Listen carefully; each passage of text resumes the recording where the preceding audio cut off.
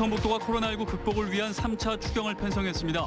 하지만 피해 회복에는 턱없이 부족한 실정이어서 추후 지방채 발행도 검토되고 있습니다. 충청권 광역철도망 사업에 대한 용역 결과가 나왔습니다. 충북은 청주도심 통과 노선을 추진하고 있습니다. 이번 총선에서도 후보마다 장애인 관련 공약 제시가 잇따랐습니다. 문제는 실천 의지입니다. 법의 허점을 틈타 무허가 농장 운영이 가능한 것으로 드러났습니다. 농장 식별 번호만 받으면 영업에 문제가 없다 보니 주민들과의 갈등이 끊이질 않고 있습니다. 여러분 안녕하십니까. CJB 8시 뉴스입니다. 충청북도가 코로나19로 어려운 지역 경제를 살리기 위해 3차 추경안을 편성했습니다. 하지만 피해 회복에는 많이 부족한 상황인데요. 도는 경제 활력을 되찾기 위해 지방채 발행도 검토하고 있다고 밝혔습니다. 구준혜 기자입니다. 충청북도가 코로나19 극복을 위한 2,300억 원 규모의 3차 추경안을 편성했습니다. 시내버스 운전자 1인당 40만 원 지원 등 8개 분야 특별계층 지원 159억 원, 지역경제 피해 복구 232억 원 등입니다. 그러나 광범위한 분야의 예산을 쪼개다 보니 피해 회복에는 턱없이 부족합니다.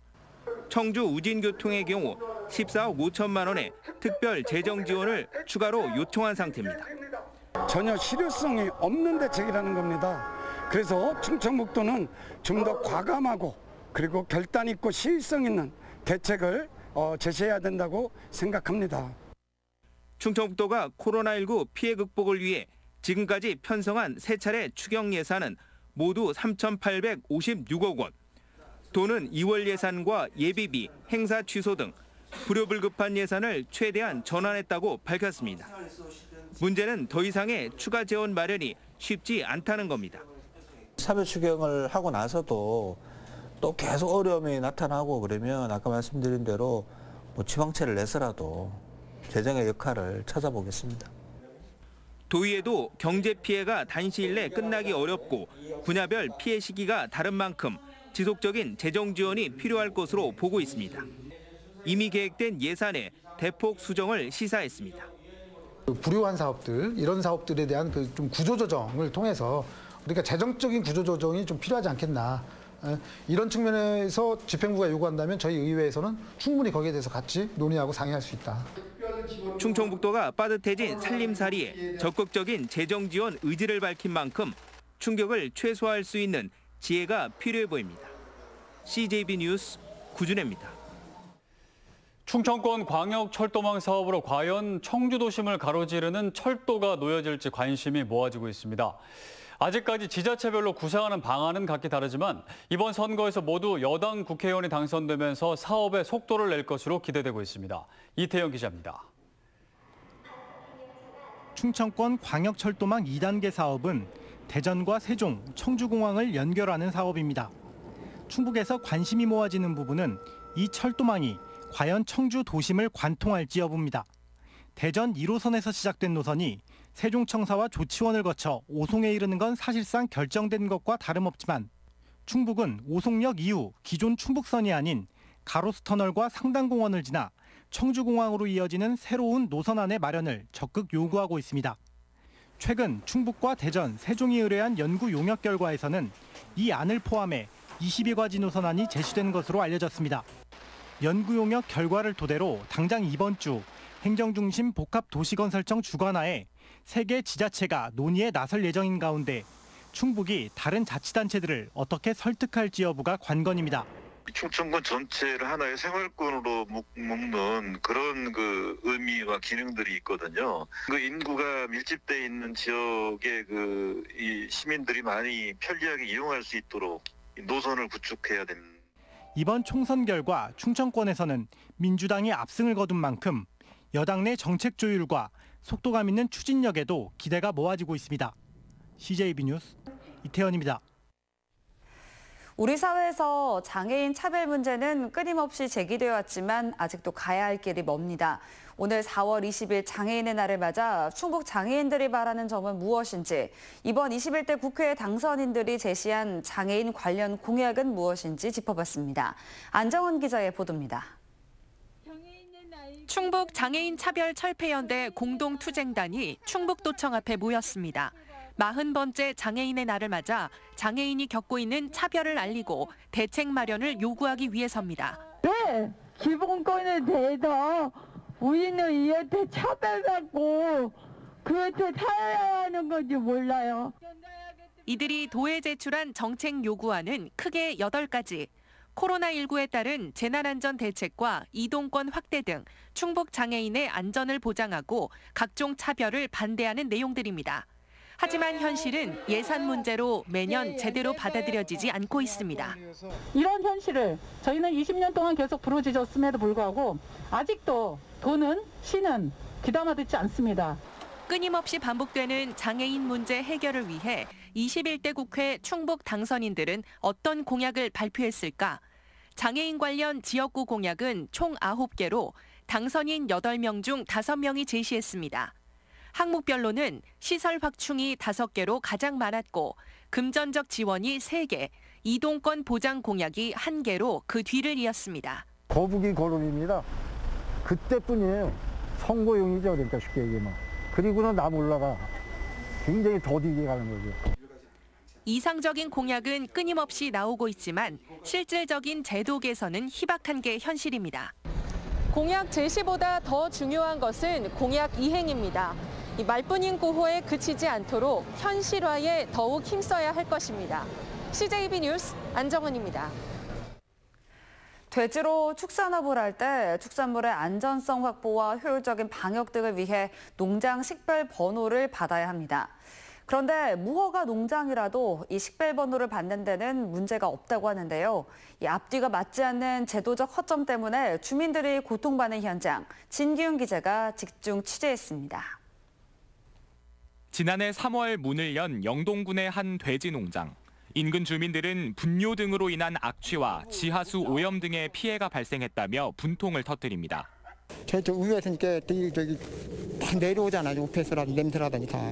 그러니까 냄새가 나서 살 수가 없어. 냄새가 나. 사람이 살 수가 있어. 우리 지금 우리 동네 지금 물 다 사 먹어요. 물을 못 먹어서. 문제는 해당 농장이 무허가 시설이라는 겁니다. 영동군은 농장 운영을 중단하기 위해 축산법과 가축분뇨법, 건축법 등 위반으로 농장주를 고발해 농장주는 벌금 등의 처벌을 받았습니다.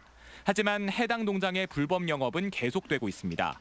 농장주는 위법 행위에 대한 법적 책임은 다 졌고 사전심사 단계에서 영동군으로부터 농장 운영에 대해 조건부 가능 통보를 받은 데다 주민들이 호소하는 악취와 지하수 오염 등의 피해도 미미하다며 행정소송을 통해 억울함을 풀겠다는 입장입니다.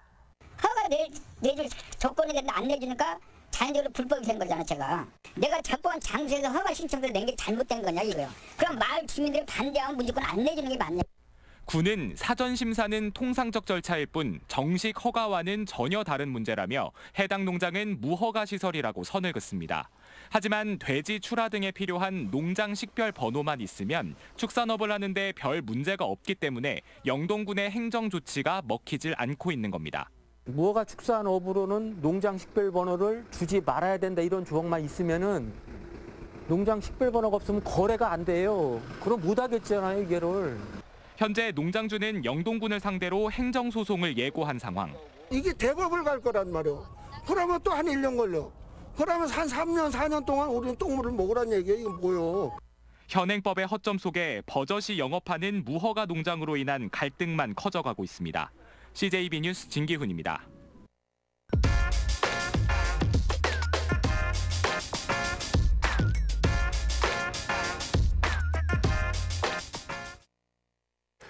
코로나19가 경제를 강타하면서 고용복지센터 실업급여 창구가 북적이고 있습니다. 보통 실업급여는 1월부터 3월까지 신청자가 많아지는데 올해는 훨씬 심각한 상황입니다. 일자리를 잃고 실업급여를 타간 사람들의 숫자입니다. 지난 연말까지 11,000명대를 유지하다가 올해 1월 15,000명대로 가파르게 상승했습니다. 코로나19는 3월부터 여파를 미친 것으로 보이는데 실업급여 수급자가 2달 만에 2,700여 명 급증했습니다. 연령대로 보면 50대와 60대가 가장 많았습니다. 특히 사회초년생인 20대도 근래 들어 처음 2,000명을 돌파한 점 충격적인 현상이 아닐 수 없습니다. 사업장 규모는 10명 미만이 전체의 32.5%로 소규모 영세 사업장이 지금 가장 힘든 상황임을 알 수 있습니다. 10명 이상 50명 미만이 30% 가까이 됐고 100명 미만 10.4%로 셋을 합치면 전체의 71.8%를 차지했습니다. 실업급여 수급자를 업종별로 보면 제조업이 한 달 새 101명 증가했는데 3월까지는 그럭저럭 버티는 모습 보였고 도소매업은 1,325명으로 2월보다 10.2% 상승하며 코로나19에 비교적 큰 영향을 받은 걸로 보입니다. 교육 서비스업은 512명이던 게 755명으로 급증했습니다. 증가폭이 무려 50%에 육박합니다. 마지막으로 보건업과 사회복지 서비스업인데요. 3월에 실업급여를 타간 사람이 2,200여 명으로 646명이나 늘었습니다. 3월이 이 정도니까 앞으로 상황은 이보다 더 심각해질 거라는 게 대체적인 시각입니다. 일자리를 지키기 위해 머뭇거림 없이 가능한 수단을 총동원해야겠습니다. 팩트 더하기였습니다. 다음 소식입니다. 이달 초 새벽 기온이 영하로 떨어지면서 충북 지역 2,400여 농가가 1,900여 헥타르의 냉해를 입은 것으로 조사됐습니다. 작목별로는 사과 1,325.5 헥타르, 복숭아 351.1 헥타르, 배 12.7 헥타르, 옥수수 27.3 헥타르, 감자 3 헥타르 등입니다. 지역별로는 보은이 401농가 386.4 헥타르로 가장 많고 제천 321농가 299.8 헥타르, 괴산 330농가 278.4 헥타르 등의 순이었습니다. 도는 과수의 경우 착과 후인 다음 달과 6월에야 정확한 피해 규모가 나올 거라고 밝혔습니다. 이시종 지사가 코로나19 방역에 최일선에 있는 도내 의료진을 격려했습니다. 이 지사는 코로나19 중증 환자를 전담하고 있는 충북대병원 의료진과 생활치료센터가 있는 충북혁신도시 내 법무연수원 의료진을 찾아가 노고를 치하하고 꽃다발과 떡을 전달했습니다. 현재 충북에는 전담병원과 선별진료소, 임시생활시설 등 38개 기관에서 의료진 1,000여 명이 코로나19 방역에 힘쓰고 있습니다. 다목적 방사광 가속기 유치 경쟁이 뜨거운 가운데 청주시 의회가 청주 유치 건의문을 채택했습니다. 청주시 의회는 청주 오창 일대는 방사광 가속기 건립에 필수적인 화강암 지대일 뿐만 아니라 교통 접근성이 좋고 인근 대덕연구단지와 오송 생명과학단지 등 시너지를 낼 수 있다며 적극적인 지원을 약속했습니다. 저가 항공사인 티웨이 항공이 청주공항에 지점을 설치하고 운영에 들어갔습니다. 청주공항 지점에는 직원 13명이 상주합니다.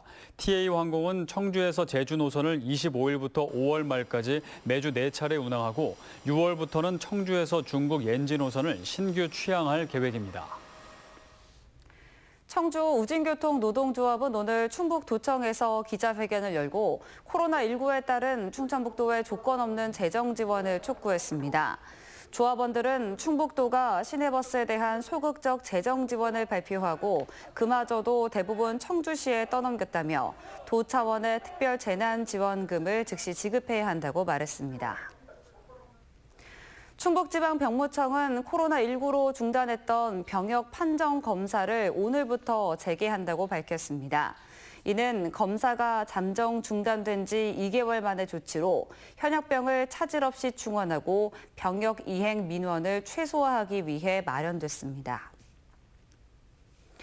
식약처가 주름 개선제인 메디톡신주의 잠정 제조 판매 중지를 명령한 것과 관련해 메디톡스는 대전지방법원에 집행정지 신청과 명령 취소 소송을 제기했다고 밝혔습니다.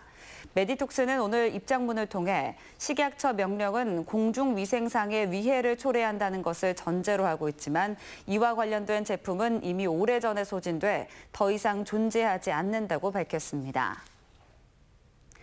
청주지법은 가짜 스펙을 만들어 아들의 의학전문대학원 합격을 도운 대학 교수 61살 A씨에게 징역 10개월을 선고했습니다. 이상으로 시접 8시 뉴스를 모두 마칩니다. 시청해주신 여러분 고맙습니다.